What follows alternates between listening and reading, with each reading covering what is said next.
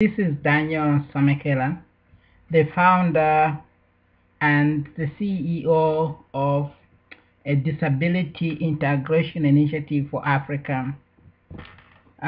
This is an organization that is committed to integrate the policies in Africa. Well, I'm recording this from here in Dallas, Texas. Originally, I'm from Zambia, Africa. And while I was in Zambia, I worked on a disability organization, and we did a lot of success there far back in 2003, 2004, and part of 2005. Even when I'm here in Dallas, I've still focused on disability and its policies in Africa. And because I'm here and I've seen, my mind and the view of issues are totally different than I were in Africa. That has drawn me closer to integrate or relate whatever the failures or success that we have in Africa in relation to politics. Of course, also involving maybe the church or other organizations that are there in Africa. Now, one topic that I want really to discuss here is nothing but corruption in relation to disability, how corruption impacts people with disability in Africa. But I will not talk about Africa as a whole, but I want to take only Zambia, where I've come from and where I grew up, where I've seen the impact of disability, the impact of corruption on disability. I'll use scenarios that to depict this debate, and I'm sure many of you, as you are gonna have the opportunity to watch this video, you're going to see the sense in what I'm trying to bring forward. Just imagine a little bit that this is a country called Zambia. We have the government in place, and then Zambia also have its resources. But this government also depends its success and failures based on the resources that it has. In particular, Zambia has copper as its main source of income. And just as Middle East have got their income on oil, but Zambia is copper and also agriculture. But what has happened in Zambia? The Zambian government has no bigger creep on the mining industry, because this mining have been taken over by multinationals. And most of these multinationals are very taxed to the states. And because of that, you would find that the government may not have enough resources to be able to distribute public goods to society. And that in that society, disabled and children and women are the most vulnerable. They cannot provide us those services.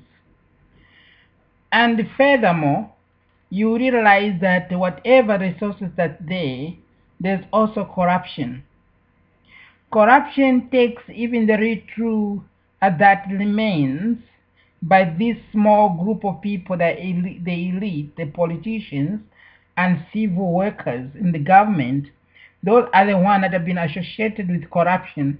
There are so many successful cases, and other cases are still pending that have been, related to corruption.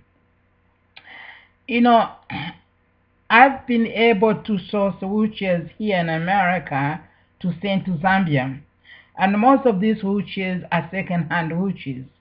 Whereas the government in Zambia have been able to have what they call by-elections, where they buy off these opposition leaders and be able to these opposition leaders defect to another party, and the government happen to have by-elections, and these by-elections are very costly.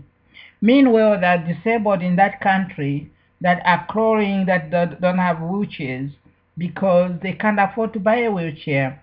And there are some children that are just in the house. They don't have mobility to just go out, even probably to pay for school, even to pay for college, because they don't have the means. Whereas it is been, evident that there's so much abuse of resources in that country.